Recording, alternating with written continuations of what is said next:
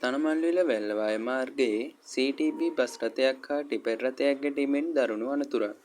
වැල්ලවාය ප්‍රාදේශීය ලේකම් කොට්ඨාශයට අයත් තෙළුල්ල ඉන්ධන පෙරමුණහල ඉදිරිපිට මහියංගනයේ සිට ඇල්පිටිය CTB බස් රථයක් හා ලොරි රථයක් ගැටී ඇති අතර තුවාලකරුවන් 3 දෙනෙකු තනමල්විල ප්‍රාදේශීය රෝහලට ඇතුළත් කර ඇත. බරපතල තත්ත්වයේ සිටින 2 දෙනෙකු වැඩිදුර ප්‍රතිකාර සඳහා හම්බන්තොට මහ රෝහලට මාරු කර යවා ඇත.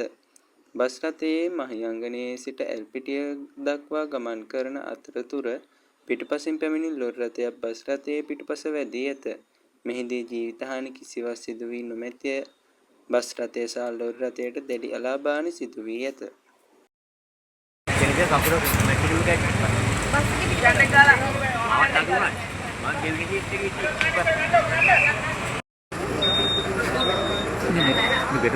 කන්දක් නැගපන් පල්ලම ගැන ඔබ හිතන්න එපා.